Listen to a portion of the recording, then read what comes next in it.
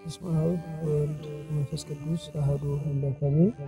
እግዚአብሔር እንደምን ቆያችሁ? በምሕረቱ በቸርነቱ ለዚህ ሰዓት ያደረሰን የቅዱሳን አምላክ እግዚአብሔር ስሙ የተባረከ የተመሰገነ ይሁን። እግዚአብሔር በረዳን መጠን ዛሬ ባለው የትምህርት ክፍል በዐቢይ ጾም ቅድስት ቤተክርስቲያናችን ስድስተኛውን ሳምንት በተለየ መልኩ ራሱን የቻለ ምስጢር ስም ሰጥታ ታከብረዋለች። ገብርኄር የሚባለውን ሳምንት በዚህ ትምህርት ክፍል እንማማራለን። አምላካችን ቅዱስ እግዚአብሔር እንዲያስተምረን እንዲመክረን ቅዱስ ፈቃድ ይሁንልን። ለዚህ የትምህርት ሳምንት መነሻ የሚሆነን የትምህርት ሐሳብ በማቴዎስ ወንጌል ምዕራፍ 25 ቁጥር 21 ላይ ባለው መነሻ ቃል ይሆናል።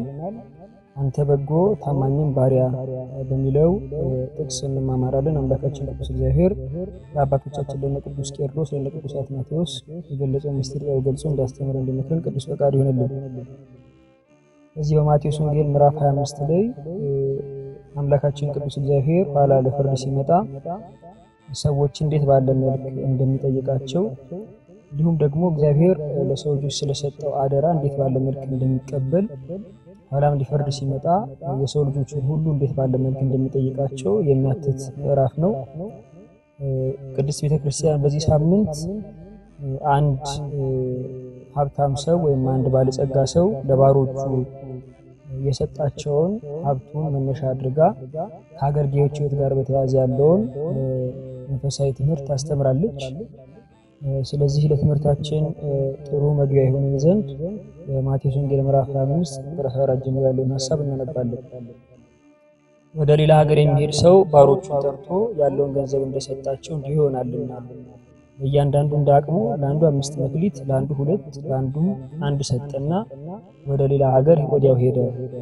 5 መክሊትም የተቀበለው ሄዶ ነገደበት፣ ሌላም 5 አተረፈ። እንዲሁም 2 የተቀበለው ሌላ 2 አተረፈ። አንድ የተቀበለው ግን ሄዶ ምድርን ቆፈረና የጌታውን ገንዘብ ቀበረ። ከብዙ ዘመንም በኋላ የእነዚያ ባሮች ጌታ መጣና ተቆጣጠራቸው። 5 መክሊት የተቀበለውም ቀረበና ሌላ 5 መክሊት አስረክቦ ጌታ ሆይ 5 መክሊት ሰጥተኸኝ ነበር፣ እነሆ ሌላ 5 በውጭ ወዳለው ጨለማ አውጡት፣ በዚያ ልቅሶና ጥርስ ማፋጨት ይሆናል። ታሪኩ ባጭሩ ይህንን ይመስላል። በዚህ ታሪክ ላይ ይበልጥ ብዙ ሐሳብ ለአገልጋዮች ትምህርት የሚሆን ነው። በኢትዮጵያ ቤተክርስቲያን ሊቃውንት ይሄ ትምህርት ሰፊ ትምህርት ተሰጥቶበት እግዚአብሔር በረዳን በመቀጠል የተወሰኑትን ሐሳቦች ለመመልከት እንሞክራለን። የመጀመሪያው ከዚህ መሰረታዊ ሐሳብ የምንረዳው ይሄ ባለጸጋ 3ቱን ባሮች ጠርቶ እኩል የሆነ መክሊት አልሰጣቸውም። በነገራችን ላይ መክሊት የሚለው በተለያየ መልክ ይተረጎማል። የመጀመሪያው መገበያ ገንዘብ እንደሆነ ይነገራል። በዚህ መሰረት የባለጸጋ ተገበያይተው አትርፈው እንዲመልሱለት 3ቱንም ባሪያዎች ነበር ያዘዘው። ስለዚህ ለሶስቱም ተመሳሳይ አንድ ትእዛዝ ነበራቸው፣ ይሄም ማትረፍ ነበረ። ለሁሉም ግን ተመሳሳይ የሆነ መክሊትን አልሰጣቸውም። ይሄ በራሱ ሰፊ ትምህርት አለው። ከዚያም መልስ ከሁሉም ደግሞ አትርፈው አልተገኙ። ያተረፉ የበረቱት ነበሩ፣ ያላተረፈ ደግሞ በዚያ መልክ ነበረ። ይሄ ለቤተክርስቲያናችን ላሉ አገልጋዮች ትልቅ ትምህርት አለው። እግዚአብሔር የትኛውንም ሰው ለመንፈሳዊ አገልግሎት ሲመርጥ ሁሉም አገልጋይ ዓላማው አንድ ነው፣ አትርፎ ለእግዚአብሔር አደራውን መመለስ ነው። ነገር ግን ለሁሉም የሚሰጠው መክሊት ደግሞ የተለያየ ነው። መክሊት የሚለውን በአገልጋዮች ስናየው ጸጋ ብለን መተርጎም እንችላለን። እግዚአብሔር ለሁሉም በተለየ መልክ እንደ አቅሙ ጸጋን ይሰጣል።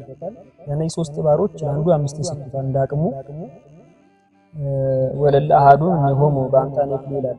ሁሉንም በአቅማቸው የሰጣቸው ለአንዱ 5፣ ለአንዱ 2፣ ለአንዱ 1 አድርጎ ሰጥቷል። እግዚአብሔር መታመናችንን ያውቃል። ምን ያህል ትጉሆች እንደሆን ቀድሞ እርሱ የሚያውቅ አምላክ ነውና ለሁላችን እንደ አቅማችን ይሰጠናል። በዚህ አቅማችን ደግሞ አትረፈን እንድንመልስ ይፈልጋል። ስለዚህ የመጀመሪያው መሰረታዊ ሐሳብ እግዚአብሔር ለሁሉም እንደ አቅሙ ጸጋ እንደሚሰጥ እንመለከታለን።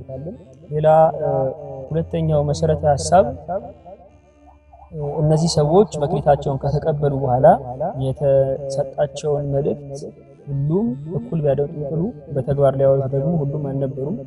ሁለቱ በተሰጣቸው መክሊት ወርደው ወጥተው ደክመው ሲያተርፉ አንዱ ደግሞ የነሰጠው መክሊት ቀብሮ ነበር የተገኘው ራሱን የቻለ ምክንያት ደግሞ ለዚህ ሰጥቷል ይሄ ባሪያ ይሄ ጌታ በመጣ ሰዓት ግን ይሄንን የደፈነውን ወይም ደግሞ የተሰጠውን መክሊት የደበቀውን ሰው አላመሰገኑም ይልቁን ከባድ ቅጣት ቀጥቶታል የሰጠው ምክንያት ቢኖርም ቅሉ ምክንያቱ ተቀባይነት አልነበረውም ይሄ ምን ያሳያል እግዚአብሔር በሰጠን ጸጋ ላለመጠቀማችን እናቀርባቸው ምክንያቶች በባለቤቱ ፊት ምክንያት የለሽ እንደሚሆኑ ያሳያልና እግዚአብሔር ጸጋን ሲሰጥ አትረፈን እንድንመልስ መሆኑን ይሄ ለአገልጋዮች ትልቅ ትምህርት ይሰጣል ከዚሁ ጋር በተያያዘ ሁሉም አንድ የሚያስደንቅ ነገር ይሄ ጌታ ሰጥቷቸው ከሄደ በኋላ ማን እንደሰጣቸው አልዘነጉም ለምን እንደተሰጣቸውም አልረሱም ምክንያቱም ጠራቸው ከዚያ ሰጣቸው ተመልሶ በመጣ ሰዓትም ማን እንደሰጣቸው ይረዱ ነበር ያውቁ ነበር ትእዛዙ ምን ያህል ፈጽሞታል የሚለው ጥያቄ ቢሆንም ማን እንደሰጣቸው ግን አለመርሳታቸው ትልቅ መሰረታዊ ሐሳብ ነው በዚህ ዘመን ላለን አገልጋዮችም እንዲሁ እግዚአብሔር ጸጋን የሚሰጥ እግዚአብሔር እንደሆነ ልናስብ ይገባናል እነዚህ ሶስት አገልጋዮች አንድ መልካምና የሚያስደንቁ ናቸው ማን እንደሰጣቸው ለጌታ አውቀው ሰርተው ደክመው ለፍተው የሁለቱ የሚገባውን ነገር ለባለቤቱ የመለሱት ማን እንደሰጣቸው ስለሚያውቁ የመለሱት እንደርሱ ነው ሌላው መድከማቸው መውጣታቸው መውረዳቸው ለጌታቸው እንደሆነ እርሱ ለዛጭታ ለመግዛት እንደሆነ እንጂ ለራሳቸው አንዳች ነገር ሊጨምሩ እንዳይደለ ያሳያል ይሄ ምንድነው ዋጋ ቢያገኙ ቅሉ ከጌታው እንጂ በመውረዳቸው መውጣታቸው ለራሳቸው አንድ ደረጃን የሚሰጡ እንዳይደሉ ማየት እንችላለን አንደኛው ደግሞ ምንም ባያተርፍበት ቅሉ ማን እንደሰጠው ግን ይረዳና ያውቅ ነበር ሌላው መሰረታዊ ሐሳብ ደግሞ አገልግሎት ድካምና ልፋት መውጣትና መውረድ እንደሚያስፈልገው ከነዚህ ሁለት ብርቱ አገልጋዮች መማር እንችላለን እነዚህ ሁለት አገልጋዮች ወጥተው ወርደው የሚገባውን ፍሬ አፍርተው ለጌታቸው አስረክበዋል አንደኛው ደግሞ ሳይወጣ ሳይወርድ ምክንያት አቅርቦ ያለውን ነገር ቀብሮ ነበር የተገኘውና እነዚህ ሁለት ባሮች ተመስግነውበታል እንዲሁም 5 ላተረፈው አገልጋይ የሃጌታ እንዲህ ብሎ ነበር የተናገረው በወንጌል እንደምናገኘው ወይ ቤሎግዞ ኦ ገብርኄር ወመመን ዘበህዳት መመነ ኮንከ የብዙ ሰይመከ ባውስተፍሳው ለግዚእ አንተ መልካም አንተ በጎ ታማኝ ባሪያ በጥቂት ታምናሃል በብዙ ሾምሃለሁ ወደ ጌታ ደስታ ግባ ብሎ ነበር የተናገረው በእውነት የሰጠውም በረከትና ዋጋ በዚያ መጠን ከፍ ያለ ነው ጥቂት በረከትና ዋጋ አልነበረም የሰጠው መክሊት አትርፎ ሮጦ ነግዶ መክሊቱን አትርፎ እንዲመልስለት ነው ከዚያ የበለጠ ትእዛዝን አላዘዘውም የኋላ ግን የሰጠው ዋጋ ለሰራው መልካም ስራ እንደ ስጦታ የሰጠው ወይም ደግሞ እንደ ክፍያ የሰጠው ነገር ግን ከታዘዘው ትእዛዝ የበለጠ ነው ይሄንን በምን ማየት እንችላለን ይሄ ባለቤት መክሊቱን አውጥቶ አጥፈፈ ነግደህ መልሰህ ስጠኝ ብሎ መክሊቱን ነበር እንዳደረ የሰጠው ኋላ ግን እንደ ስጦታ የሰጠው ግን የራሱ የጌታውን ደስታ ነው ራሱ ጌታው ካለው ላይ ሳይሆን የራሱ የሆነው ካለው ላይ ከተረፈው ላይ እንዲህ አድርገው ያዘዘው ነገር ሳይሆን ለስጦታ የሰጠው ሳይሆን ያለውን የእርሱን ደስታ ነበር አሳልፎ የሰጠው በእውነት ደግሞ ትልቅ ክብር ነው ከተረፈው አልሰጠውም ስለዚህ ለሚያገለግሉ ሰዎች በዚህ ምድር የተሰጣቸው አደራ ያደክም ቢያለፋም ኋላ ከሚያገኙት በረከትና ጸጋ ረድኤት ፈጽሞ እንደማይተካከል ይሄ ያሳያል በተሰጠው መክሊት ያላተረፈው አገልጋይ በዚያ ልክ ደግሞ ተነቅፎበታል በመጽሐፍ ቅዱስ ኦ እኩይ ገብር ወሐካይ ተብሏል አንተ ክፉ ባሪያ ተብሏል በእውነት እግዚአብሔር አምላክ ከዚህ ሰውረን ይሄ አገልጋይ ደግሞ የተተቸበት ዋናው መሰረታዊ ዓላማ መክሊቱን መጀመሪያ ተቀብሏል ኋላ ግን አላተረፈበትም ማድረግ የሚችላቸው ነገሮች ግን ነበሩ መጀመሪያ ወይ አለመቀበል ነበር እርሱ ግን ላለማትረፍ ያቀረባቸው ምክንያቶች የመምህሩን እንደም የጌታውን በጎ አለመሆን ነበር እንደምክንያት አድርጎ ሲጠቅስ የነበረው አንተ ካልዘራህበት የምታጭድ ካልበተንክበት የምትሰበስብ ነህ እያለ በጭራሽ ወደ ጌታው ወደ ሞቀስ ነበር ሄደው ሲጀምር መጀመሪያ ይሄን ቢያውቅ ይሄን ቢረዳ አለመቀበል ነበረበት ይሄንን ነው ያ ጌታ መመለሰለትና ዛሬ በዚህ ሳለን በተሰጠን መክሊት የማናተርፍበት ከሆነ በተሰጠን ጸጋ የማናገለግልበት ከሆነ ነገ ምክንያት ፈላጊዎች ነው የሚሆነው አሁን በዘመን ልክ እንዳለው እኔ እንዳገለግል ቦታ ተሰጠኝ ብለው እንደሚናገሩ ሰዎች እድሉ አልተመቻቸልኝም ብለው እንደሚናገሩ ሰዎች ማለት ነው በተከታተለው አገልግሎትን ድካምና ልፋትን እንደሚፈልግ በዚህ መመልከት እንችላለን በተሰጠው ጸጋ ማይጠቀም ሰው ኋላ የምን አረከም ሲባል እንዲህ ሰው ከሳሽ እንደሚሆን መመልከት እንችላለን ይሄ ጌታ ለዚህ ያላተረፈው ባሪያ እንደ ቅጣት ተሰጠው ነገር ፍጹም ያስደነግጥ ነው መጽሐፍ ቅዱስ አውጽኡ አፋ ወደው ተጽመት ወደ ውጭ ማውጡት ወደ ጨለማም ወርውሩት የሚል ትእዛዝ ነበረ በእውነት እግዚአብሔር ከዚህ ሰውረን ሰዎች ከሌሎች ከመመናን በተለየ ከፍ ባለ ደረጃ ጸጋ ሲሰጣቸው የበለጠ ነገር ይጠበቅባቸዋል። ልክ እንደመመን ኖሮ የዋጋ እንደገኝ አይደለም። ካህን ከሆነ እንደ ካህነቱ የበለጠው ነገር ይጠበቅበታል። የበለጠው ፍሬ ከዚህ ይጠበቃል፣ ከዚህ ይፈልጋል። አገልጋይም ልክ እንዲሁ ባለው አቅም በተሰጠው ጸጋ በሰራው ነገር ሮጦ ዋጋ ፍሬውን የሚመልስ ያተረፈውን ነገር ለጌታው የሚያቀርብ ሊሆን ይገባል። ይህን ነው የምንመለከተው። ወደ ትርጓሜ ክፍል ስንመጣ የኢትዮጵያ ቤተክርስቲያን ይህንን ታሪክ ሊቃውንቱ ተርጉመውት በተለያየ መልክ አስተምረውት እናገኛለን። እነዚህ ሶስት ባሪያዎች በተለያየ መልክ የተለየ ምስጢር አውጥተውላቸው ምሳሌ ሰጥተውላቸው እናገኛለን። ለምሳሌ ባለ 5 እና ባለ 2 የተሰጣቸው ሰዎች ፍጹም ትምህርትን ተምረው ኋላ ደግሞ ሌሎችን መክረው አስተምረው የሚያወጡ ሰዎችን ይመስላሉ። ለምሳሌ ለዚህ ጥሩ አብነትና ምሳሌ ቢሆነው አባታችን ቅዱስ ጴጥሮስ ነው። ቀሌምንጦስን የመሰለ ታላቅ ሐዋርያ ተተኪ አፍርቷል። ይህ ትልቅ ፍሬ ነው። እሱ ተምሮ ፍጹም ትምህርትን ተምሮ ኋላ ደግሞ መክሮና አስተምሮ ገስጾ እንደርሱ ያለ ቀሌምንጦስ የተባለን ሰው አፍርቷል። ሌላው አባታችን ቅዱስ ጳውሎስ ነው። የሚመካበት ድካሙን እርሱ የሚታመንበት ይሄ ነው የሚባል ድካም አለበት ብሎ የሚያስብበት ደግ አገልጋይ ነበረው። ይሄም አባታችን ቅዱስ ጢሞቴዎስ ነው። ቅዱስ ጳውሎስ በፍጹም ትምህርቱ መክሮ አስተምሮ ገስጾ ጢሞቴዎስን እርሱ ባለበት መንፈሳዊ ደረጃ ቀርጾ አውጥቶ ይሄንን ታላቅ ፍሬ አፍርቶ እናገኛለን።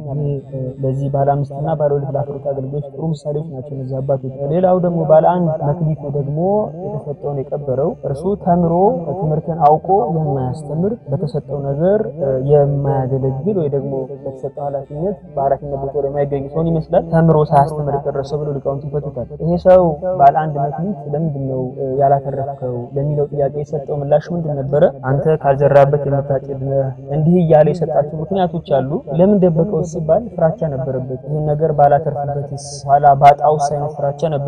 የኢትዮጵያ ቤተክርስቲያን ሊቃውንት ደግሞ ይሄንን ከመምህራን ጋር ሲያገናኙት በትምህርታቸው ብዙዎችን ለሚያፍሩ ለሚወዱ መምህራን ሲሰጡት ባለ 1 መክሊት ያለው ሰው እሳት ስለት አሳይተው ቢያስክዱኝ መናፍቃን ተከራክረው ምላሽ ቢያሰጡኝ ብለው ፈርቶ ሃይማኖቱን በልቡ የያዘ በልቡ የሰወረ መምህር ብለው ይመስሉታል። በተጨማሪ ደግሞ ይሄ ሰው ለምን ቀበርክ ተብሎ ሲጠየቅ ጌታውን ነበር የከሰሰው። በሚያስደንቅ ሁኔታ የተናገራቸው ቃላት ፍጹም ይከብዳሉ።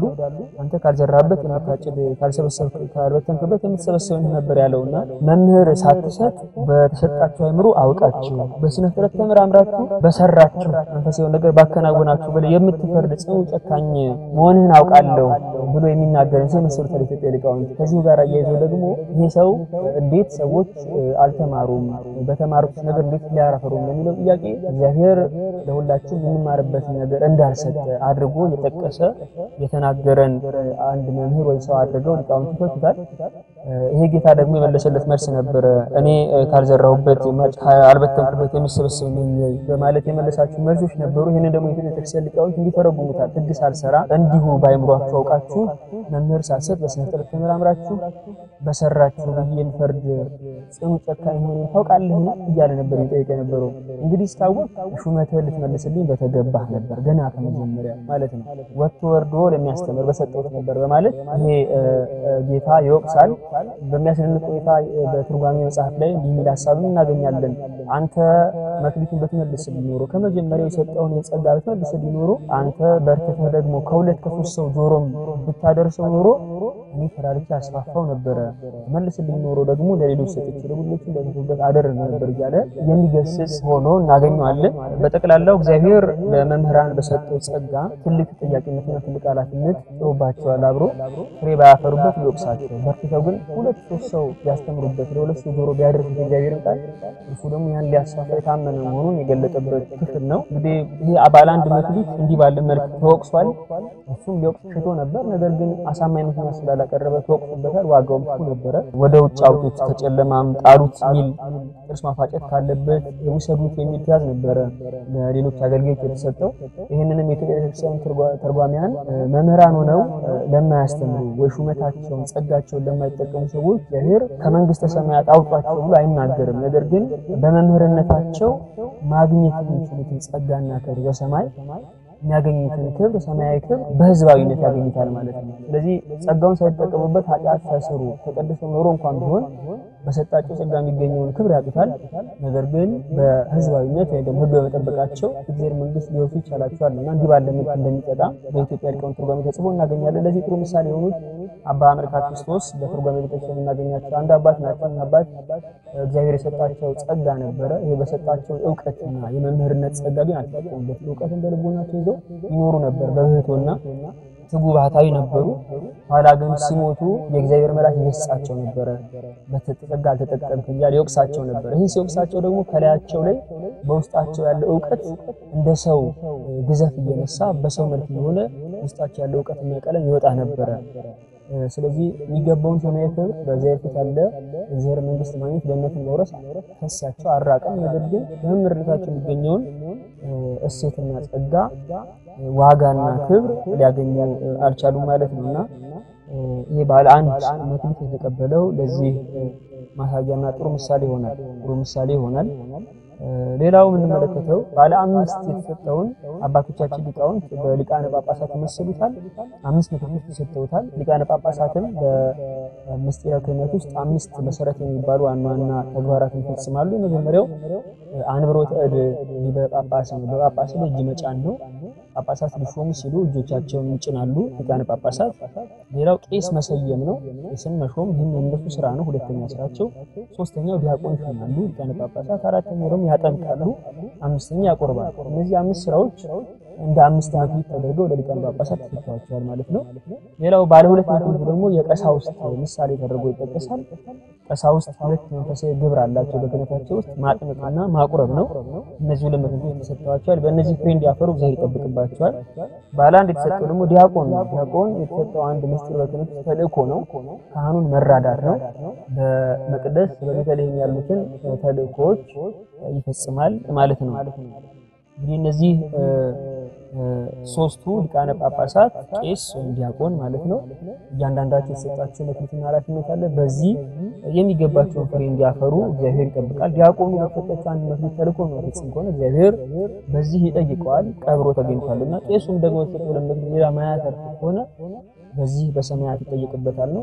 ከዚህ ከፍ ባለ መልኩ ደግሞ ሊቃነ ጳጳሳቱ ወይም ሊቀ ጳጳስ የሚባለው ደግሞ በበለጠው እነዚህ በተሻለ ሊጠየቅ ይችላል። በእግዚአብሔር ፊት የተሰጡት ኃላፊነቶችን ሹመቶች ስልጣኑ ከፍ ያለው ነውና እንደ ስልጣኑ መጠን እንደተሰጠው የኃላፊነት መጠን እግዚአብሔር ከርሱ ፍሬን ይጠብቅበታል ማለት ነው። ሌላው መሰረታዊ ነገር የኢትዮጵያ ቤተክርስቲያን ተርጓሚያን ባለ አምስት መክሊት ተሰጥተው ለሚለው ለምእመናን የተረጉሙትና አንድ ምእመን አምስት መክሊት ተሰጥቷል የሚለውን አንድ ምእመን ሁለት መክሊት ተሰጥቷል የሚለውን አንድ ምእመን አንድ መክሊት ተሰጥቷል የሚለውን ያነሱና ባለ አምስት የሚሰጣቸው ሰዎች በውስጣቸው እምነት ያላቸው ደስታን ገንዘብ ያደረጉ ምህረት ማድረግ ስራቸው የሆነ ትዕግስትን ገንዘብ ያደረጉ እና ተስፈኞች ሆነው ተስፋ በውስጣቸው ያለ ሰዎች እነዚህ ባለ አምስት መክሊት ይባላሉ።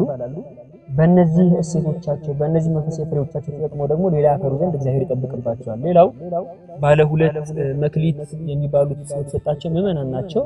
እነዚህ ደግሞ እምነትና ደስታ የተሰጣቸው ናቸው። በሚያደርጓቸው መንፈሳዊ ስራዎች ሊሆን ይችላል ደስታ፣ ፍጹም ደስታ በውስጣቸው ያለ፣ እምነት ደግሞ በእግዚአብሔር ላይ ተአምኖ ያላቸው ይሄ ሁለት መንፈሳዊ እሴት ያላቸው ሰዎች አሉ። በዚህ በሁለቱ እሴት ደግሞ ተጠቅመው ፍሬን ያፈሩ ዘንድ እግዚአብሔር ይህንን ሁለት ስጦታ የሚሰጣቸው ሰዎች አሉ። ሌላው ባለ አንድ መክሊት የተሰጣቸው ናቸው። እነዚህ ደግሞ ማመን እግዚአብሔርን ማመን ወይም እምነት የተሰጣቸው ደግሞ ሰዎች አሉ። እነዚህ በእምነታቸው ተጠቅመው መንፈሳዊ ተግባራትን ታላላቅ ነገሮችን እንዲያደርጉ ኃላፊነት የተሰጣቸው ምእመናንን ይወክላል ማለት ነው። ሌላው ከዚሁ ጋር በተያያዘ ደግሞ ከምእመናን ወገን አድርገን ወይም ደግሞ እግዚአብሔርን ከምናውቅ ክርስቲያኖች ጋር በተያያዘ እግዚአብሔር ለእያንዳንዳችን ለአንዳችን አምስት ለአንዳችን ሁለት ለአንዳችን አንድ መክሊት ሰጥቷል። ይህንን ደግሞ ሊቃውንቱ በሌላ አየት አድርገው እንዲተረጉሙታል። ጥምቀት ለሁላችን ተሰጥታለች። ስለዚህ ባለ አምስት መክሊት የተሰጠው ሰው አንድ ምእመን ለምሳሌ ጥምቀት አለው። ይሄ አንድ መክሊት ነው። ሌላው ኃጢአቱን የሚያምን ከሆነ ሁለተኛ መክሊት ነው። ይሄ ኃጢአትን ማመን በደለኛ ነኝ ብሎ መቀበል ይሄ አንድ ትልቅ ሴትና መክሊት ነው። ሌላው ምስክር መሆን ነው። ይሄ ለሁሉ አልተሰጠም። ሰማዕት ሆኖ መገኘት ሰማዕት አረንጓዴ ሰማዕትነት ሊሆን ይችላል። በአንደበተ መስከር ቅድስት ወንጌልን በመናገር የሚደረግ ወይ ደግሞ ቀይ ሰማዕትነት ይሆናል። በደም የሚመሰክር ምስክርነትና ይሄ የሚሰጣቸው ደግሞ አሉ። ይሄ መክሊት ያላቸው። ሌላው ተባህቶ ነው። የብቸኝነት ኑሮ ተባህቶ ለማንም ለሁሉ አልተሰጠም። ለጥቂት ተሰጠው እንጂና ይሄም እሴት ያለው ደግሞ ይኖራል። ሌላው ምንኩስና ለሁሉ አልተሰጠም። በድንግልና መኖር ለሁሉም ይቻል አይደለም። እግዚአብሔር ለረዳቸው ለመረጣቸው የሚሰጥ ነው። ምንም ሰው በልቡ መንኩስ እንዲያስብ ቅሉ የእግዚአብሔር ፈቃድና የዚያ ሰው ፍጹም የልብ ቆራጥነት ያሻል። ማሰቡ ብቻ በቂ አይደለም ነውና ይሄም ደግሞ አንድ ለሰው ልጅ የሚሰጥ እሴት ወይም ደግሞ መክሊት ነው። በእነዚህ አምስት ነገሮች ተጠቅሞ ባለ አምስት የተሰጠው ሰው ጥምቀትን፣ ኃጢአት ማመንን፣ ምስክር መሆንን፣ ተባቶ መንኩስናን መነሻ አድርጎ ሌሎች ብዙ መንፈሳዊ ፍሬዎችን ሊያፈራ እንዲገባው እንማራለን። ሌላው ባለ ሁለት የተቀበለው ነው። ይሄ ደግሞ እኛው ክርስቲያኖችን ይወክላል። ይሄ ጠመቀ የመጀመሪያው መክሊቱ ጥምቀት ነው። ሌላው ኃጢአቱን የሚያምን ወይም ለንስሐ የቀረበ ማለት ነው። እንግዲህ እነዚህ ሁለት ስጦታዎች ተጠቅሞ እነዚህ ሁለት መንፈሳዊ ስጦታዎች ተጠቅሞ ሌሎችን ፍሬዎች የሚያፈራ ይሆን ዘንድ እግዚአብሔር እነዚህ ሁለት ስጦታዎች ለአንዳችን ሰጥቶ ይገኛል። ሌላው ባለ አንድ ነው።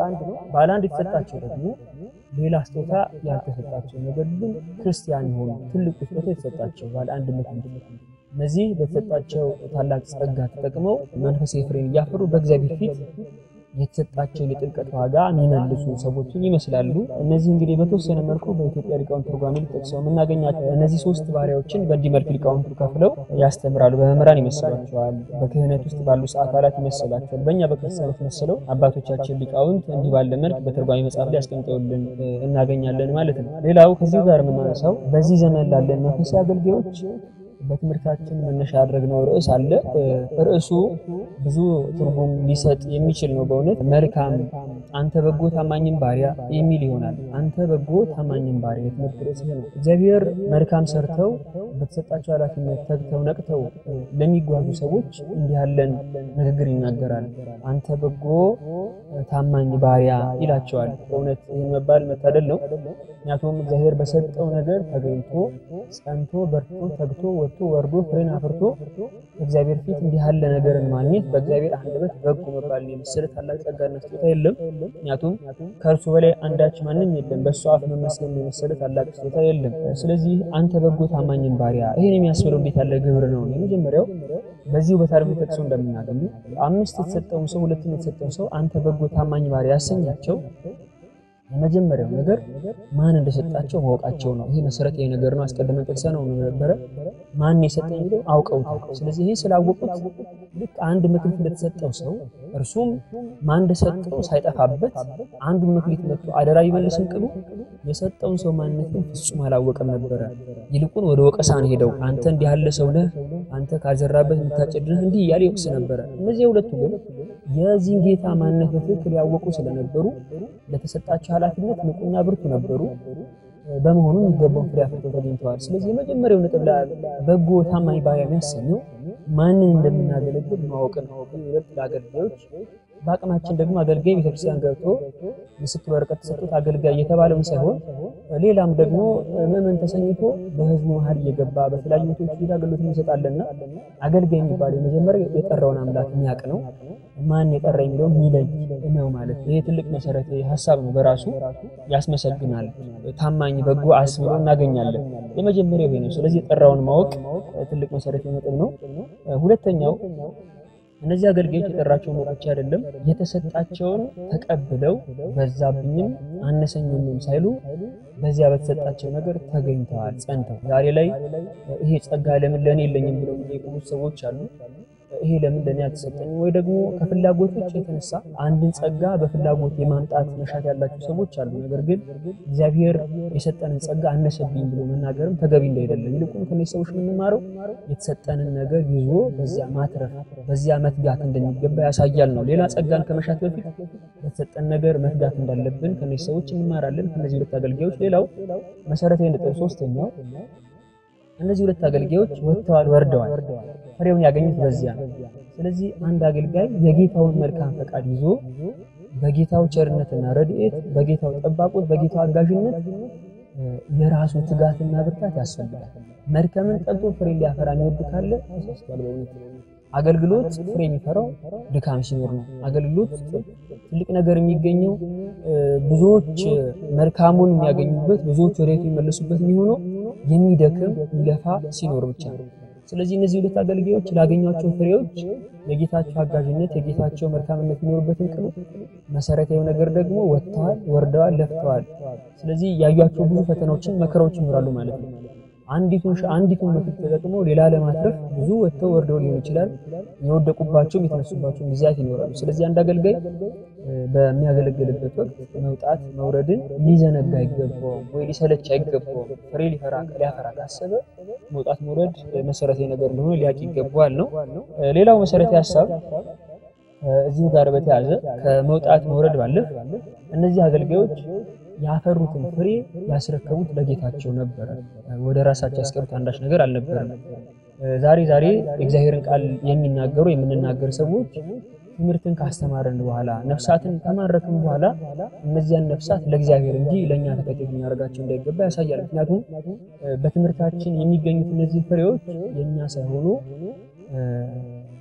የጌታ ናቸው ይሄን ጥሩ ማስረገጫ የሚሆነው ቃሉን ማስተማርን በልባችን የሚያሳድረው ራሱ እግዚአብሔር ነው ይሄን ደግሞ የሚሰጠን ፍሬ እንዲፈራ ነው ስለዚህ የቃሉ ባለቤት በዚያ በቃሉ በኩል ብዙዎች እንዲወጡ ብዙዎች እንዲመጡ ይፈልጋል ወደ እርሱ እንዲቀርቡ ኃጢአት ማጥ እንዲወጡ ይፈልጋል ስለዚህ የቃሉ ባለቤት ይሄን ቃል በእኛ ተሳድር ልጆቹን ፍለጋ የጠፉትን ፍለጋ ነውና ስናገኛቸው ልንመልስ የሚገባው ለቃሉ ባለቤት ነው ምክንያቱም የቃሉ ባለቤት እርሱ ነውና ይሄ መዘንጋት የለበትም እነዚህ አገልጋዮች ይበልጥ ሶስቱም ማለት ይቻላል የአንድ ያልዘነቡት ነገር ያፈሩትን ፍሬ ይበልጥ ሁለቱ ሶስቱም ደግሞ ለማመለስ እንዳለባቸው አውቀውታል ሁለቱ ደግሞ በበለጠ ያፈሩትን ፍሬ ለማመስጠት እንዲገባቸው ተረድተዋል ለዚህ ነው ጨርሻ ላይ ካፈሩ በኋላ ይሄው አምስቱ ብለው የመለሱት ሁለት ያፈራውም ደግሞ ይሄው ሁለት ብለው የመለሰው ይሄ ምን ያሳያል በተቀላላው በአገልግሎታችን ውስጥ የሚገኙ ፍሬዎች ሁሉ የእግዚአብሔር እንደሆኑ እናስብ ይገባናል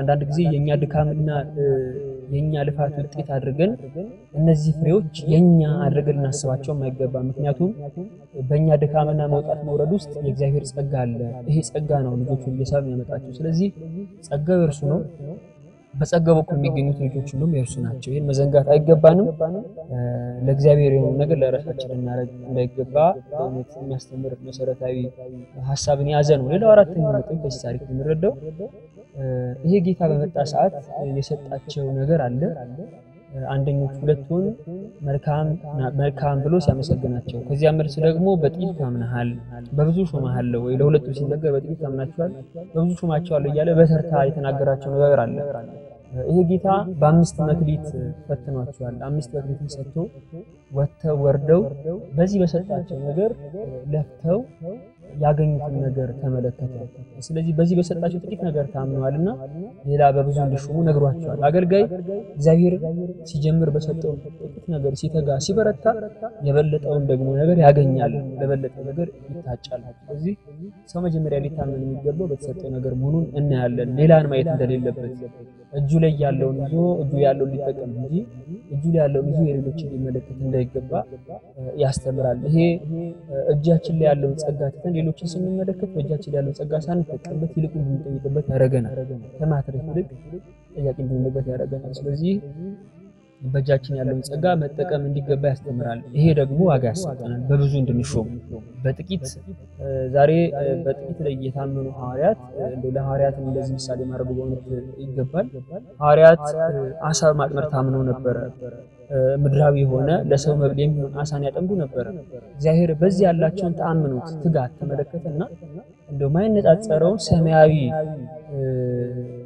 ወጥመድ ሰጥቶ የወንጌል ወጥመድ ሰጥቶ ብዙዎችን ነፍሳትን እንዲያጠምዱ ደግሞ ስልጣን ሰጥቷቸዋል ስለዚህ ከስጋዊ ነገር ወደማይታየው ረቂቅ ነገር ነው ከፍ ያደረጋቸው በስጋዊ ነገር ላይ ስጋያን ማጥመር ነበር የመጀመሪያ ሐሳባቸው ስራቸው ኋላ ግን እርሱ የማይታየው ረቂቅ የሆነችው ነፍስ እንዲያጠምዱ በወንጌል መረብነት ረቂቅ የሆነ መረብን ሰጥቶ ልኳቸዋል ይሄ ትልቅ በእውነት ማስተማሪያ ነው ሌላው እነ ቅዱስ ዮሐንስ አባታቸው ጋር ሆነው ታንኳ ላይ አንድ ታንኳ ነበረቻቸው በዚያች ታንኳ ተጠቅመው ታምነው አገልግሎት ማነው ስራ ይሰሩ ነበር አባታቸውን ይደግፉ ነበር ስለዚህ በአንዲት መርከብ ላይ ሆኖ ያሳዩትን ተአምኖ ተመልክቶ አምላካችን ያማናይቷ መርከብ የቅድስት ቤተክርስቲያን መሪዎች አድርጓቸዋል። እንግዲህ አንዲት መርከብን ትተው እንዲከተሉ ጠራቸውና ከዚያ በኋላ ግን በታላቂቱ መርከብ በቤተክርስቲያን ላይ አለቆች መሪዎች አድርጎን ያስቀምጣቸው። ይሄን መሰለ ጸጋ የለም። አንዲት መርከብ ትተው የታላቁ መርከብ መሪዎች ሆነዋልና እግዚአብሔር በጥቂቱ ስንታመን ሲመለከት ይልቁን በትልቁ እንደሚሾመን ያሳያል። ይሄ ብቻ አይደለም። እነ ቅዱስ ዮሐንስ አባታቸውን ትተው ነበር ጌታችንን የተከተሉት። ስለዚህ በጥቂቱ ታምነዋል። ተከተሉኝ ኑ ቅረቡኝ የሚለውን ቃል ብቻ ሰምተው አሜን እሺ ብለው ስለተከተሉት ብቻ አምላካችን የሰጣቸው ጸጋ በእውነት እጥፍ ድርብ ነው። ለዚህ ደግሞ ማሳያው ዛሬ ድረስ አበዊነ ሐዋርያት እያልን በቅዳሴ ላይ በተለያዩ ጸሎቶች እንጠራቸዋለን። አባቶቻችን ሐዋርያት አንዱ አባታቸው ስለተሙ እግዚአብሔር በብዙዎች ላይ አባት አደረጋቸው፣ የብዙዎች አባት አደረጋቸው። ስለዚህ በጥቂቱ የታመነ ሁሉ ጊዜ በብዙ እንደሚሾም እንመለከታለን። አብርሃም ጥሎ የወጣው በእጅ የሚቆጠሩ ቤተሰቦቹን ነበረ። እግዚአብሔር ግን በእጅ የማይቆጠር በእውነት መቁጠሪያ የሌለው እንደ ሰማይ ከዋክብት እንደ ምድር አሸዋ የተባለ ታላቅ ዘርን ሰጥቶታል። በጥቂቱ ለእግዚአብሔር የነበረችውን ነገር ትቶ አድርግ የተባለው ነገር አድርጉ። እንግዲህ ተከተለኝ የሚለው ትእዛዝ የመጀመሪያ ቀላሉ ትእዛዝ ነበር። ምንም ቢከብድም ቅሉ የመጀመሪያው የእግዚአብሔር ስራ ይሄ ነው። ወደፊት የሚጠብቀው ብዙ ፈተና አለ። ነገር ግን በጥቂት ነገር ፈተነው። ቤተሰብን ጥለ ተከተለኝ ያለው ለአብርሃም ከባድ ነው። ለእግዚአብሔር ግን ይሄ የመጀመሪያ ፈተናው ነበር። ይሄ ለዚህ ፈተና ታምኖ ተገኝቶ ቤተሰብን ጥሎ ወጣ። እግዚአብሔር ደግሞ በብዙዎች ሾሞ የብዙዎች አባት አድርጎታል። አበ ብዙሃን ተሰኝቷል ማለት ነውና ሌላው እዚህ ሐሳብ ላይ የምንማረው መሰረታዊ ነጥብ ይሄ ነው። ሌላው የመጨረሻው አስቀድመን የጠቀስነው ትምህርታችን መግቢያ ክፍል ላይ ስለ ስጦታቸው ለመጥቀስ ሞክረን ነበረ። በተሰጠው ነገር የሚያገለግልና ፍሬን የሚያፈራ ሰው እዚህ ምድር ላይ ፍሬውን ለማፍራት ከለፋው ልፋት ከደከመው መድከም የማይነጻጸር ፈጽሞ የማይገናኝ የአቧራና የተራራ ያህል ማለት ነው። ፈጽሞ የማይገናኝ ጸጋና ክብር በሰማያት እንደሚያገኝ ሊያውቅ ይገባልና ይሄ ትልቅ ጸጋ ነው። እነዚህ አገልጋዮች ጌታቸውን እነሱ ባሪያ ሆነው እንደ ጌትነቱ ነበር የሚያውቁት የነበረው። ኋላ ግን የሰጣቸው ጸጋ ፍጹም ልዩ ነበር። ግቡ ያላቸው ወደ ራሱ ደስታ ነበር። ወደ ጌታ ደስታ ግባ ነበር ያለው። ስለዚህ እርሱ ጌታው የሚደሰትበትን ነገር አገልጋዩ እንዲደሰት ታላቅ ጸጋ ሰጠው። ያ የጌታው ደስታ የአገልጋዩ ደስታ ሆነ ማለት ነው። ይሄንን ክብር ያገኙት በሰጣቸው ነገር በመታመናቸው አድርጉ ባላቸው ነገር በመታመናቸውና አገልጋይ በዚህ ምድር በዚህ ኃላፊ ጠፊ ምድር ላይ በተሰጠው ነገር ሲተጋ ሲበረታ የማያልፍ ዘመን የሌለው ሁልቆ የሌለው ረጅም ዘመናትን በእግዚአብሔር ፊት ዋጋ አግኝቶ ከብሮ ተሸልሞ እንደሚኖር የሚያሳይ ይሆናል ነው። በዚህ መጠን በጸጋው ማይጠቀም ሰው ደግሞ እዚህ ተቃራኒ ነው እንደምናየው ይሆናል ማለት ነው። እግዚአብሔር ምንም በጸጋችን ስላልተጠቀምን ህጉን ብናከብር ብንገኝ ህጉን ስለማክበራችን ገነትን ሊኖር ይችላል ከቸርነቱ ጋር መንግስተ ሰማያትን ይሰጠናል። ነገር ግን ህጉን ከማክበር ባለፈ በሰጠን ጸጋ ደግሞ ታምን እንደው ብንገኝ የበለጠ በዚህ የምናገኘው እሴትና ክብር የተለየ ይሆናል። በእውነት በሰማያት አንድ በመመንነት የኖረና በሰማዕትነት ያለፈ ሰው ሁሉ ክብር የላቸውም። ኮከብ የኢየሱስ ክብሩ ተብሏል በቅዱስ ጳውሎስ መልእክት ላይ በቆሮንቶስ መልእክት ላይና ኮከብ ከኮከብ በክብር ይበልጣል የሚል ሐሳብ እንዳለውላ በምድር ላይ በአገልግሎቱ ጸንቶ ብዙ ፍሬዎችን ያፈራ ሰው በሰማያትም የበለጠውን ክብር ያገኛል። የተሻለውን ጸጋ የተሻለውን ሰማያዊ ክብር ይቀበላል ማለት ነው እና ይሄ ብዙ ለአገልጋዮች ብዙ ሊባልበት የሚችል መሰረታዊ ሐሳብን ያዘ ትምህርት ነው። ስለዚህ አንድ አገልጋይ ሊተጋ የሚገባው ከሁለት አገልጋዮች አንዱ ለመሆን ሊሆን ይገባዋል። ኦ ገብርኄር እንጂ ሊባል ይገባል አገልጋይ። ስለዚህ ስለራሱ ክብር ሊጨነቅ አይደለም። ጌታ ያዘውን ነገር ፈጽሞ ለጌታው የሚገባውን ፍሬ ሊያሳይ የሚተጋ የሚጓጓ አገልጋይ ነው። ልንሆንም ሊሆንም ሊኖርም ያስፈልገውና ስለራሱ ክብር የሚጨነቅ ከተሰጠው ኃላፊነት ይልቅ የራሱን ስጋዊ ነገር የሚያስብ እንድንሆን አልታዘዝንምና ይሄ መሰረታዊ ለአገልጋዮች የሚተላለፍ መልእክት ነው። ለትምህርታችን ማጠቃለያ የሚሆኑ አንዳንድ ከአገልግሎት ጋር በተያያዙ ሐሳቦችን እንመለከትና ትምህርታችንን በዚህ እናጠቃልላለን። በዚህ ትምህርት ላይ እነዚህ አገልጋዮች መጀመሪያ ጌታቸው ማን እንደሆነ አውቀውታል ብለን ነበር።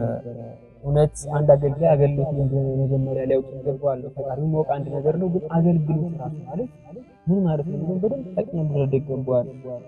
መሰረት የሚባሉ ሐሳቦች ስላሉ ነው። አገልግሎት ማለት በራሱ መጀመሪያ ለአገልጋዮች እዚህ ታሪክ ቀጥታ ሊገናኝ አይደለም። ነገር ግን አገልግሎት ጋር በተያያዘ አገልጋይ ከመሆን ጋር በተያያዘ አንዳንድ ሐሳቦችን ለማለት ያህል ነው። አገልግሎት ማስተማሩ ይመራሯጥ ብቻ አይደለም። አገልግሎት እንደ መጽሐፍ ቅዱስ እንደ እግዚአብሔር ቃል መኖር ነው። የመጀመሪያው ይሄ ሊሰመርበት ይገባልና እንደ እግዚአብሔር ቃል መኖር አገልጋዩ እኔ አገልግሎት ውስጥ ነኝ ያለው ሲል የመጀመሪያ ራሱን የሚገባው ነገር እንደ እግዚአብሔር ቃል እንደ መጽሐፍ ቅዱስ እየኖርኩኝ ነው ወይ ብሎ ራሱን ይገባዋል ነው። ሌላው እኛ ሌሎችን እንደ እግዚአብሔር ቸርነው ሌሎችን እንድናገለግል ሲጠራን ለአገልግሎት ስናስብ እኛ ውስጥ መጀመሪያ ለአገልግሎት ነው የተለየ ብቃትና ንቃት ሊያስፈልግ ይችላል። አሁን አንድ ሰው ቤተክርስቲያን ተጠርቶ ለአንድ አገልግሎት ሲታጭ እግዚአብሔር ሲጠራው ማለት እንችላለን በቀላሉ እሱ ውስጥ ያለ የተለየ ብቃትና ንቃትን ችሎታን አይፈልግም እግዚአብሔር አይፈልግም። ምክንያቱም ለዚህ ጥሩ ማሳያ የሚሆነን የሐዋርያት ነገር ነው። ሐዋርያት ወንጌል ከማስተማር ለነሱ የሚቀላቸው አሳ የማጥመድ ጥበቡ ነበር።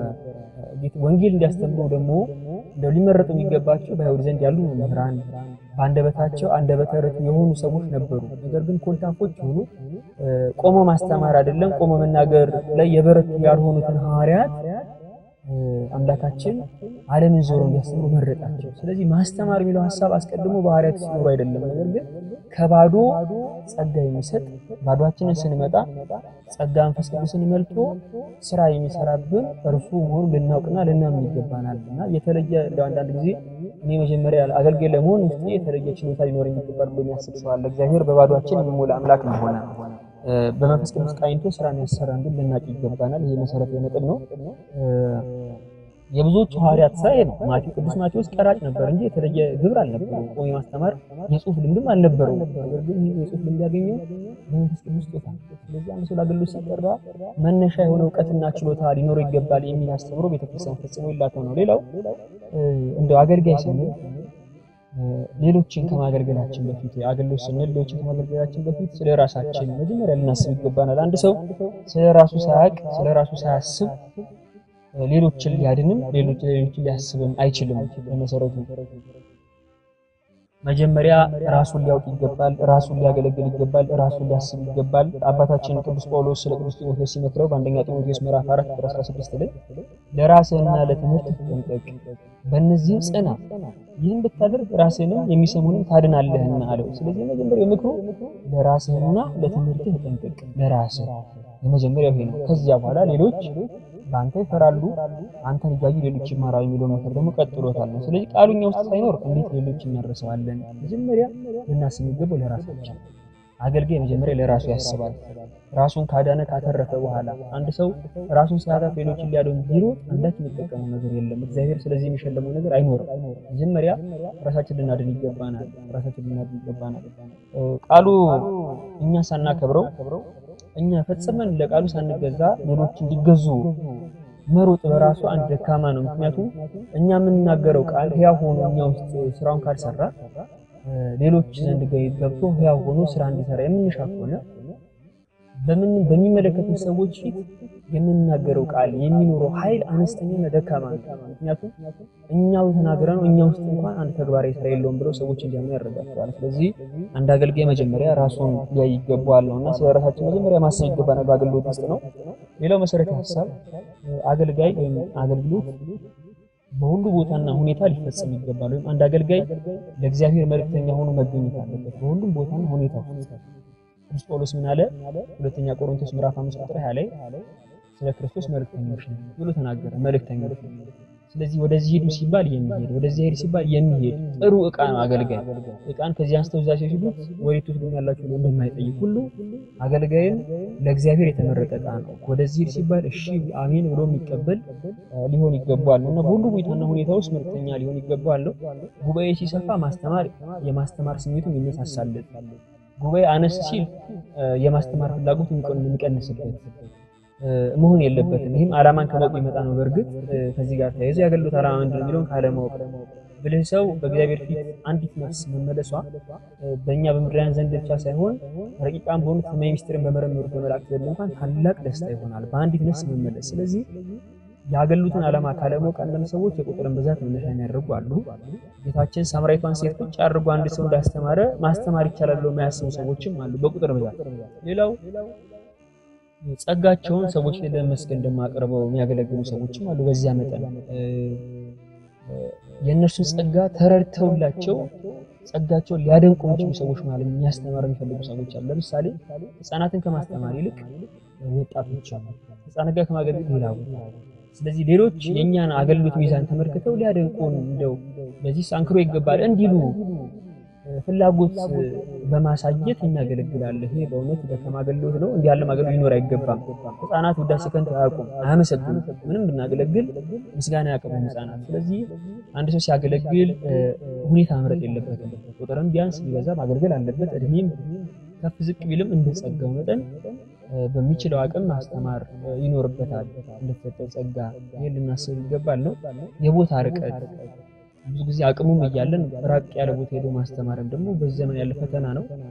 ከተማ ያለችው ቤተክርስቲያን በብዙ መምህራን ስትጨናነቅ፣ ገጠር ያለው ቤተክርስቲያናት ደግሞ በወር መምህር ሳይሆን መምህር ቢለውን ስም ድምጽ ለመስማት በራሱ ምናፍቁበት ሁኔታዎች እንዳሉ እናውቃለን ሁላችንም። እና በሌሎች የሃይማኖት ድርጅቶች ሌሎች ክፍሎች ሌሎች ክፍለ ሀገራት ሲያዙ አብዛኛው መምህር ደግሞ ሩቅ ሄዶ ማገልገልን ዋጋ መክፈልን የሚወዱ ስለሌለ በዚህ ሆኖ እንመለከተዋለን ነውና ሁኔታን የሚመርጥ አይደለም። ይሄ በጣም መሰረታዊ ሐሳብ ነው።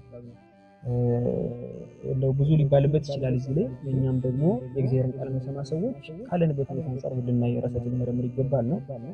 ሌላው መሰረታዊ ነገር አገልግሎት ከእግዚአብሔር ጋር የሚፈጸም ነው። ለእግዚአብሔር መሆንም ነው። በራሳችን መፈጸም አይደለም። ስራችን ሁሉ ከእግዚአብሔር ጋር በመሆን የሚፈጸም ነው እና ምን ሰራው ከእግዚአብሔር ጋር መሆኑን ማመን አለብን።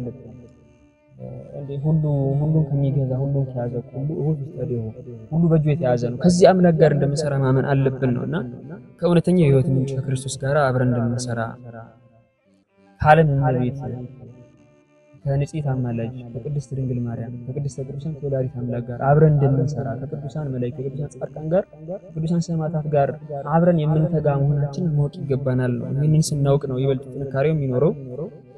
ከሰላም ከደስታ መገኛ ክርስቶስ ጋር እንደምንሰራ የምናውቅ ይበልጥ እንበረታለን፣ እንተጋለን። በሚገጥሙ ፈተናዎች ውስጥ ብርቱ የሚያደርጉ እነዚህን ሐሳቦች ስናስብ ነው። አባታችን ቅዱስ ሉቃስ በወንጌሉ እንዲህ ያለ ነገር አስፍሮ እናገኛለን። ጌታችን እንዲህ አለ፣ እውነት እላችኋለሁ አለ።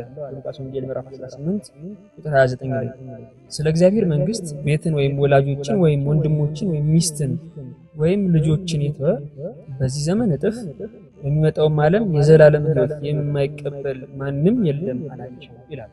ስለዚህ በዚህ በምንሰራቸው ስራዎች ሁሉ ከእግዚአብሔር ጋር ነን። ዛሬ ብቻ አይደለም ነገም ዋጋ ስንቀበል ከእርሱ ጋር የሚኖር መሆናችንን ማመንና ማወቅ ይገባናል ነውና የምንሰራው ከእግዚአብሔር ጋር ነው። ፈተና የመጣናቸው ነገሮች ይኖራሉ፣ ግን አብረን የምንሆነው ግን ከእግዚአብሔር ጋር መሆኑን በደንብ ልናስብ እና ልንረዳ ይገባናል ማለት ነው።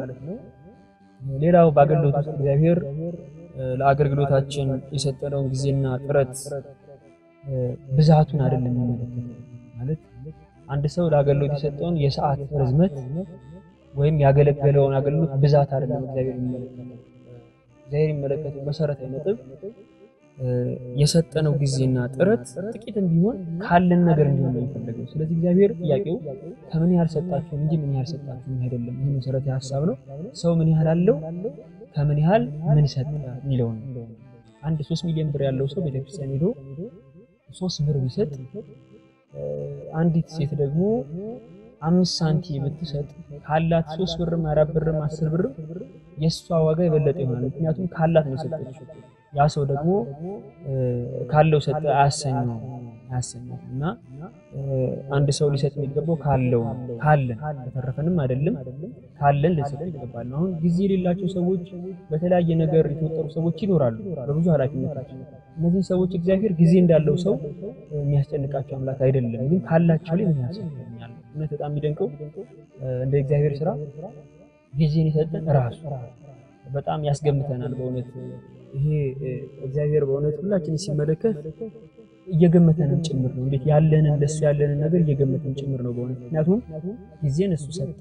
የሰጠዋቸውን እንደው ስጡኝ ስላቸው እንደ አሜን እሺ ብለው ይሰጡ ይሆን ወይስ የሰጠዋቸው ስጡኝ ስላቸው ለምን ነው? በእውነት ትልቅ ሚዛን ነው። የሰጠንን ነገር መልሰን ለመስጠት የሚያዳግተን ከሆነ የኛ የሆነውን ነገር እንዴት ልንሰጥ እንችላለን? በእርግጥ የኛ ነው የምንለው አንዳች ነገር የለን። እንደው ግን የኛ የሆነ ነገር ቢኖረንማ እንዴት አብልጠን ወደ ኋላ አንልም። የእግዚአብሔር የሆነ ነገር ለእግዚአብሔር ለመስጠት አንሰን ሊተጋ ይገባዋል ነውና የአገልግሎቱን ብዛት አይደለም ካለን ነገር ምንሰጠን ካለን ጸጋ ከተሰጠን ነገር ምንሰጠን ለእግዚአብሔር በገንዘብም በእውቀትም ይሁን በጊዜም ይሁን በሌሎች ነገሮች ለእግዚአብሔር ካለን ነገር ምን ያሰጠነው የሚለው ነገር ነው ሊተኮርበት የሚገባው ነው። ሌላው የመጨረሻው ነገር ከዚህ ጋር በተያያዘ መሰረት የሚባለው ሐሳብ ካገለገልን ያገሉታችን ህይወት ወይም ደግሞ ያገሉት ትልቁ የመጀመሪያው ትኩረት ሊሰጠው የሚገባ ጉዳይ አገሉት ነው ይገባል። በዚህ ምድር ስንል እንደ ሁለተኛ አማራጭ ነው ጋር ለማገልገል እግዚአብሔር ለእግዚአብሔር ራሳችንን ያለ ገደብ ልንሰጠው ይገባል። ይሄርን ሊሰመርበት ይገባል። ይሄ ምን ማለት ነው? አንድ አገልጋይ እውነት ያገሉትን ትርጉም እየተረዳ መጣ ጊዜ ራሱን የእግዚአብሔር እንደሆነ እያወቀ ነው። ስለዚህ ማንነቱ ሁሉ ለእግዚአብሔር ማሳለፍ የሚሰጠውና ዓለሙን መስሎ መኖር አይሻም። ህይወቱ ነገር በህይወቱ ካሉ ነገሮች ተቀዳሚ ሆነ እግዚአብሔር ወይም ደግሞ የእግዚአብሔር ሐሳብ የእግዚአብሔር ፈቃድ የእግዚአብሔር አገልግሎት ይሆናል ማለት ነውና አገልግሎት የሚያገለግል ሰው በነገሮች ሁሉ ተቀዳሚ ነገር እሱ ሊሆን ይገባል። የሥጋ መሻትና ፍላጎቱን ሊያስቀድም አይገባውም። ይሄ ባጭሩና እነዚህ ነገሮች ከፊት እያስቀመጠ ወደ ኋላ የሚሰፍ መሆን የለበትም። ባለው ጊዜ እግዚአብሔር ሲያገለግል ሌሎች የሥጋ ሐሳብ ሊኖሩ ይችላሉ፣ ግን ለእግዚአብሔር ጊዜ አስቀድሞ መስጠትን ለእግዚአብሔር ከነገሮች ሁሉ ቅድሚያ መስጠትን ሊያውቅ ይገባል። ዓለምና የዓለም መሻት በእኛ ውስጥ ከሆነና ያን የምናስቀድም ከሆነ ግን ባገሉት የሚገኘውን በረከትም አናውገኝም። የሚገባውን ወደሰና ፍራንቀራለን ማለት ነው። እንደኛ ዮሐንስ ምዕራፍ 2:15 ላይ ጌታችን በወንጌል ዲያቆኑን በቅዳሴ ላይ ሁለተኛው ዲያቆን ይለዋል ኦ አሃው ያለም ያነበው ነው ዓለምን ወይም በዓለም ያሉትን አትውደዱ ማንንም ዓለምን ቢወድ የአባት ፍቅር በእርሱ ውስጥ የለም ይላል። በዚህ የእግዚአብሔር ፍቅር በእርሱ ውስጥ ያለ ከፍቅር የተነሳ አገልግሎትን የሚያገለግል ሰው በዓለምና በዓለም ውስጥ ላሉት ነገሮች ፍቅር የሚሰጥ አይደለም። ይልቁን ለእግዚአብሔር የሆነው ነገር ማስቀደም ይበረታ ምትጋ። ይሄን በማስቀደም ደግሞ ሰዎች የሚያጡት ነገር እንደሌለ በሐዋርያት አባቶቻችን እንማራለን። ከሌሎች ሥጋ ሕይወቶቻቸው ይልቅ እግዚአብሔርን መርጠው ተጓዙ። እግዚአብሔርን መርጠው መጓዛቸው ግን ያገኙት ሴትና በረከት በእውነት ዛሬ ድረስ እኛ ዘንድ ደርሶ እኛ ዘንድ የሚነገር እነርሱ ትላንት የሰሩት ስራ ዛሬ ላይ እኛ እንድንጠቀምበት እኛ እንድንድንበት ሆኗል እና ራስን ለእግዚአብሔር ቅድሚያ አሳልፎ መስጠት ይገባል የሚለውን በደንብ ልናስተውልና እናስብበት ይገባል። እንደው ሳንዘነጋ እንዳናልፍ ላይ እንደው አክሎ ለማለት ያክል አገልግሎት የሚያገለግል ሰው ፈተናም እንዳለ ሊረዳ ይችላል። በአገልግሎት ውስጥ ብዙ ፈተናዎች ይኖራሉ። ያለ ፈተና ላገልግል የሚል ሰው ይሄንን ያገሉትን ዓላማና ትርጉም የማያውቅ ሰው ይመስላል። ምክንያቱም ትልቅ በረከት ባለበት የዲያብሎስ ፈተና እኩል ለኩል እንዳለ ማሰብ ይገባል። ለበረከት ተቃራኒ ሆነ የመልካም ስራ ጠላት የሆነ እርሱ ሁልጊዜ ለዚያ ነገር መሰናክሉ እንደሚቆም ማሰብ ይገባናል። ያገሉትን ትክክለኛ ዓላማ ያወቀ ሰው ነፍስን ማዳን፣ የዲያብሎስ ደግሞ ዓላማ ደግሞ ነፍሳትን ማጥፋት፣ ወደ ሲኦል መክተት፣ ለርደተ ገሃነም ማብቃት። ስለዚህ አንድ ሰው ያገሉትን ዓላማ ካላወቀ ተግቶ በፈተናዎችን አልፎ የሚታሰበውን በረከት ያገኛል ብሎ መናገር በእውነት ዘበት ነው የሚሆነውና አባታችን ቅዱስ ጳውሎስ ስለተቀበላቸው መከራዎች በእውነት የሚያሳዝን ሁኔታ ይገለጣቸው አሉ። በሁለተኛ ቆሮንቶስ ምዕራፍ 11 ቁጥር 23 ጀምሮ ስናነብ በድካም አብዝቼ በመገረፍ አብዝቼ በመታሰር አትርፌ በመሞት ብዙ ጊዜ ሆንኩ በመሞት ብዙ ጊዜ ሆንኩ እንዲህ ባለ መከራ ውስጥ እንዳለፈ ይነግረናል። አይሁድ አንድ ሲጎድል 40 ግርፋት 5 ጊዜ ገረፉኝ፣ 3 ጊዜ በበትር ተመታሁ፣ 1 ጊዜ በድንጋይ ተወገርኩ፣ መርከቤ 3 ጊዜ ተሰበረ፣ ሌሊትና ቀን በባህር ውስጥ ኖርኩ። እንዲህ ያሉ መከራዎችን እያየ ጫማው በተደጋጋሚ ሲበጠስ እንዲህ ባለ ፈተና ውስጥና ተጋድሎ ውስጥ አልፎ ነው ቅዱስ ጳውሎስ ትልልቅ ፍሬዎችን ያፈራው። በመከራ ውስጥ ሆኖ ስራን ይሰራ ነበርና አንድ አገልጋይ ፈተና መከራ እንዳለ አስቦ በመከራ ውስጥ በፈተና ውስጥ ሆኖ አብልጦ ያገለግል ይገባዋል። ዛሬ የምናነበው የፊልጵስዩስ መልእክት ብዙ የተባለበት እንድንጸና እንድንበረታ የተነገረበት የወንጌል ክፍል የመልእክት ክፍል ነውና ቅዱስ ጳውሎስ ይህንን መልእክት የጻፈልን በእስር ቤት ሆኖ ነበር።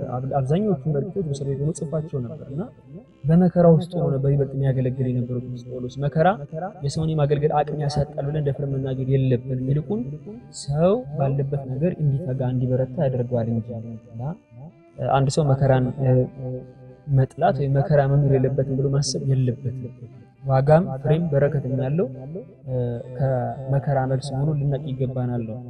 መድኃኔዓለም እንኳን በጣም በሚያስደንቅ ሁኔታ ለሰው ልጆች ትልቅ የሚባለው ድህነት የሰጠው ከመከራ በኋላ ነበር። ይህ ትልቅ ትምህርት አለው። እንዲሁ ምንም መጽሐፍ ቅዱስ ሳይገለጥ የኛ መዳን የታወጀው ከእርሱ ስቅለትና መከራ በኋላ ነበር። ስለዚህ አንድ በረከት ዋጋ የሚገኘው ከመከራ በኋላ መሆኑን መረዳትና መገንዘብ ይኖርብናል ማለት ነው። እና ይሄ በደንብ ሊጤንና ሊታሰብ ይገባዋል።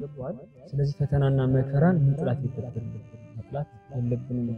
ጌታችንን የሚከተል በክርስቶስ ክርስቲያን የተሰኘው ሁላ ጌታችን የቀመሳትን ያችን የመከራ ጽዋ ይቀምስ ዘንድ ይገባል ነው። እውነተኛ ክርስቲያን አብሶ ልክ ጌታችን እኔ እውነትን መንገድን ሕይወትን እንዳለ እውነትን በውስጡ ያዘ ሰው ጊዜ ከመከራና ከፈተና አይርቅም። ፈተናና መከራ አለበት። ስለዚህ የእውነት አገልግሎት የሚያገለግል ሰው ፈተናዎች ይበዙበታል። ነፍሳትን ማርኮ ለእግዚአብሔር ማስገዛት የሚፈልግ ሰው እውነተኛ ፍሬን ማፍራት በተሰጠው መክሊት አትርፎ ለፈጣሪው ዋጋውን መክሊቱን መመለስ የሚሻ ሰው ብዙ መከራዎች ሊገጥሙት እንደሚችሉ ማሰብ ይገባዋል ማለት ነው። ይሄ ስለ አገልግሎት መሰረታዊ ሐሳብ ይሆናል ማለት ነው።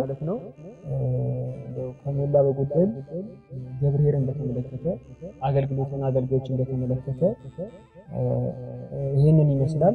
የነጠበውን የጎደለውን በአፈ መላእክት እንላለን። አምላካችን ቅዱስ እግዚአብሔር የተማርነውን የሰማነውን በልቦናችን ያሳድርብን፣ ጸጋውን ረድኤቱን አያርቅብን።